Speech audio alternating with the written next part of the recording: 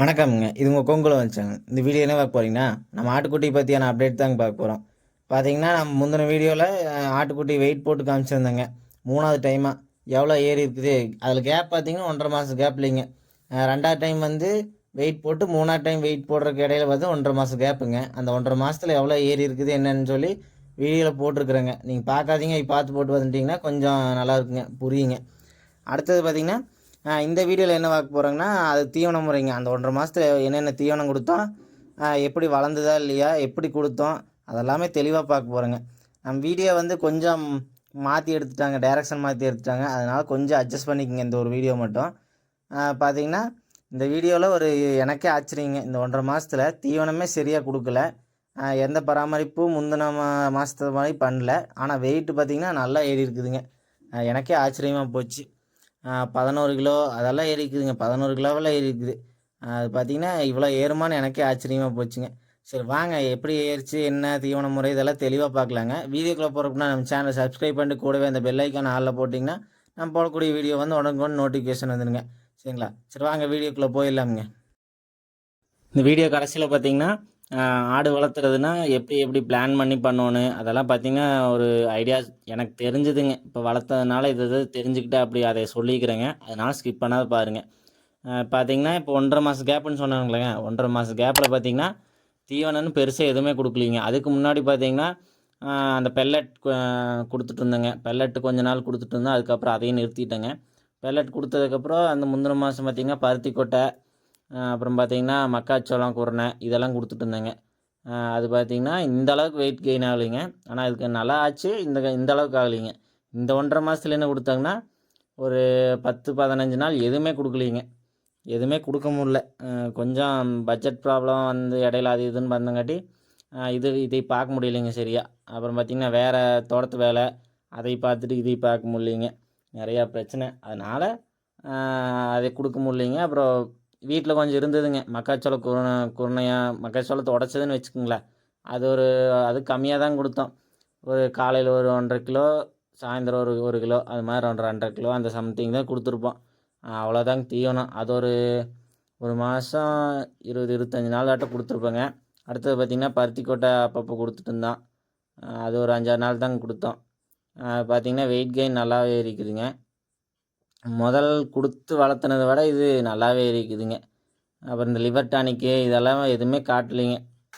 அப்புறம் பூச்சி மருந்து பார்த்திங்கன்னா கறிக்காக வளர்த்துறோம்னா ஒரு மாதத்துக்கு ஒரு டைம் காட்டுறது நல்லதுன்னு சொன்னாங்க. நான் பார்த்திங்கன்னா பூச்சி மருந்தும் காட்டலை. காட்டியிருந்தால் இன்னும் கொஞ்சம் வெயிட் கெயின் ஆகிருக்குன்னு நினைக்கிறேன். அதுவும் காட்ட முடியலைங்க.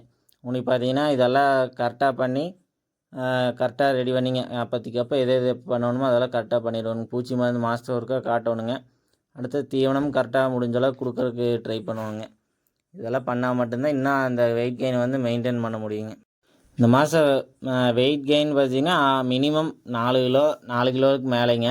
10 11 11½ கிலோ வரைக்கும் ஏறி இருக்குதுங்க.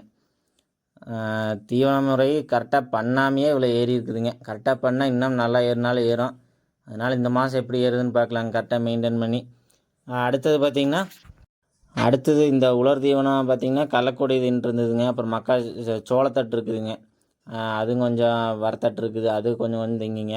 அப்புறம் ஏதோ வீட்டை சுற்றி மேயும். அப்புறம் பக்கத்தில் ஏதோ டைம் இருக்கிறதோ ஓட்டிகிட்டு போனால் மேயுங்க. இதுதாங்க தீவன முறை.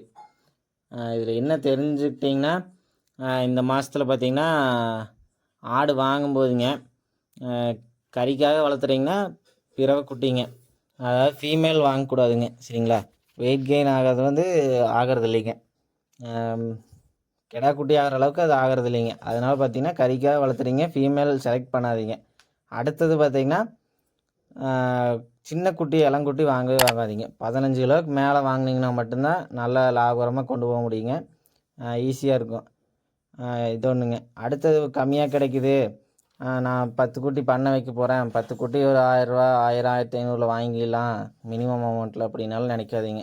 கொஞ்சம் செலவு காசு போனாலும் போச்சாது கொஞ்சம் நல்ல அமௌண்ட்டு போட்டு கொஞ்சம் குட்டி நல்லா இருக்கிறதா பார்த்து வாங்கிக்கோங்க. அடுத்தது பார்த்திங்கன்னா ஒரே இதாக வாங்குங்க. இப்போ 15 கிலோனா ஒரு 3 கிலோ 4 கிலோ டிஃப்ரென்ஸ்குள்ளேயே இருக்கணுங்க. ஒரு 10 கிலோ இருக்கிறது, ஒன்று 5 கிலோ இருக்கிறது, 15 கிலோ இருக்கிறது, இது மாதிரி வாங்கக்கூடாது. இது மாதிரி வாங்கினாலும் மெயின்டைன் பண்ணுறது கஷ்டங்க. இதெல்லாம் கரெக்டாக பண்ணி பிளான் பண்ணிக்கோங்க. அமௌண்ட் ரெடி பண்ணிக்கோங்க. தீவனம் வாங்குறதுக்கு ஆடு வாங்கும்போதே அந்த 3 மாதம் 4 மாதம் வளர்த்த போகிறீங்கன்னா அதுக்கான தீவனத்துக்கு ரெடி பண்ணிக்கோங்க. இதெல்லாம் கரெக்டாக பண்ணிங்கன்னா மட்டும்தான் லாபகரமாக குட்டி வாங்கும்போதே இப்போ 10 குட்டி வாங்குறீங்கன்னா 3 மாதத்துக்கு இவ்வளோ தீவனம் வேணும். அதை முடிஞ்ச அளவுக்கு வாங்கி வச்சுக்கோங்க. இல்லைன்னா குறைஞ்சது ஒரு 2 மாதம் 1 மாதத்துக்குனாலும் முன்னாடியே வாங்கி வச்சுக்கோங்க. அடுத்தது பார்த்திங்கன்னா பூச்சி மருந்து அது கரெக்டாக ஒரு மாதத்துக்கு ஒருக்கா காட்டிடணும். அப்புறம் டைமிங் மெயின்டைன் பண்ணுங்கள். இப்போது காலையில் ஒரு 7 மணிக்கு ஃபீடு வைக்கிறீங்கன்னா கான்சன்ட்ரேட் ஃபீடு அதே மாதிரி தினமும் காலையில் 7 மணிக்கு வைக்கணுங்க. சாயந்தரம் 7 மணிக்கு வைக்கிறீங்கன்னா அதே மாதிரி 2 நேரம் கரெக்டாக டைமிங் மெயின்டைன் பண்ணிக்கோங்க. அப்புறம் தீவனம் அதே மாதிரி தாங்க. கரெக்டாக தினம் எவ்வளோ கொடுக்கணுமோ அது கரெக்டாக கொடுத்துட்டே வாங்க. இதெல்லாம் கரெக்டாக பண்ணிங்கன்னா நல்ல ரிசல்ட் இருக்குங்க. நல்ல லாபமும் இருக்குது. கொஞ்சம் தவறுனாலும் வெயிட் கெயின் ஆகாதுங்க. அப்புறம் நம்ம நட்டத்துக்கு தான் போகும்.